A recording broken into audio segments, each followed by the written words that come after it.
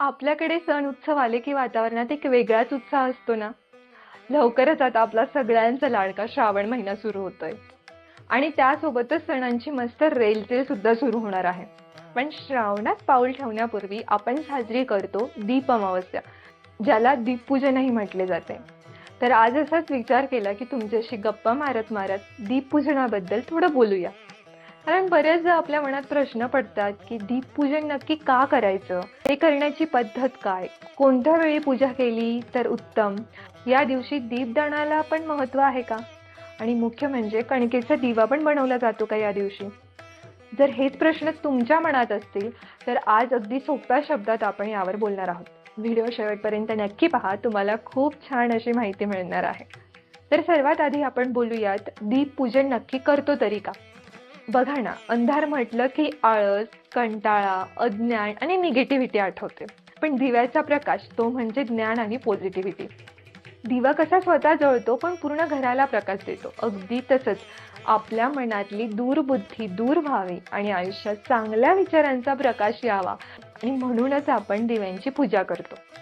बरं, यामागे एक मस्त लॉजिक आणि सायन्स सुद्धा आहे. पावसाळ्यात हवेत ओलसरपणा वाढतो, छोटे छोटे कीटक आणि जंतू वाढतात.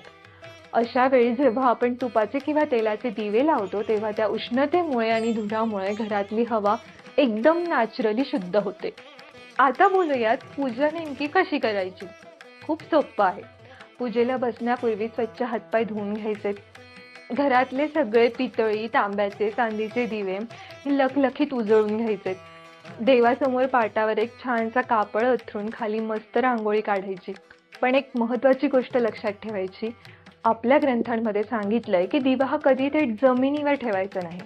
म्हणून पाटावर आधी थोडे तांदूळ ठेवायचे आणि त्यावर पूर्व किंवा उत्तर दिशेला वात करून दिवे मांडायचे. मग तूप आणि तेल घालून दिवा प्रज्वलित करायचा.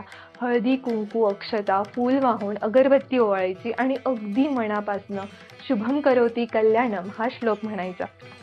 आणि हो, पूजेची सर्वोत्तम वेळ कोणती माहिती आहे?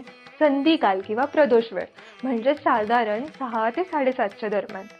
यावेळी घरात दिवा लावला की घरातली सगळी नकारात्मकता बाहेर पडते आणि मस्त प्रसन्न वाटते. तसेच आपल्या ग्रंथांमध्ये या दीपपूजनाचा आणि दीपदानाचा खूप मोठा महिमा सांगितलाय. वेदांमध्ये तर अग्नीला देवाचा संदेश वाहक मानलाय. भविष्य पुराणात म्हटलंय की जसा सूर्य उगवल्यावर अंधार गायब होतो, तसा श्रद्धेने लावलेला एक दिवा जन्मोजन्मीचे दोष दूर करतो. आणि म्हणूनच दिवा लावताना एक सुंदर मंत्र म्हटला जातो. दीपज्योती परब्रह्मा दीपज्योती जनार्दनः, दीपो हरतु मे पापम दीपज्योती नमोस्तुते. म्हणजेच ही दीपज्योत साक्षात ईश्वराचे रूप आहे, ती माझ्या दुःखांचा नाश करो. आणि याच दिवशी प्रज्वलित केलेला दिवा हा नदीत, मंदिरात किंवा पिंपळाच्या झाडाजवळ अर्पण करणे म्हणजेच दीपदान, ज्यामुळे घरात स्थिर समृद्धी येते असे मानले जाते. तर काही ठिकाणी दीपदानाच्या दिवशी कणकेचा दिवाही बनवला जातो. कणिक म्हणजे गव्हाचं पीठ आणि हे आपलं मुख्य अन्न आहे. अन्नपूर्णा देवीप्रती आणि धान्याप्रती कृतज्ञता व्यक्त करण्यासाठी या गव्हाच्या पिठात तूप, गूळ घालून हे दिवे बनवून वाफेवर शिजवले जातात. कणिक आणि अग्नीचा हा संगम घरातले वास्तुदोष दूर करतो आणि पूजेनंतर हे शिजवलेले दिवे प्रसादाच्या रूपात खाल्ले जातात, जे अतिशय पौष्टिक सुद्धा आहेत. तर ही दीपदानाबद्दलची छोटीशी माहिती तुम्हाला कशी वाटली मला नक्की कमेंटद्वारे कळवा. तुम्ही दीप अमावस्या कशी साजरी करता तेही मला सांगा. व्हिडिओ आवडला असेल तर लाईक करा, शेअर करा, आणि तुम्ही पहिल्यांदा माझा व्हिडिओ पाहिला असेल किंवा अजूनही चॅनलला सबस्क्राईब केलं नसणार तर कृपया सबस्क्राईब करा.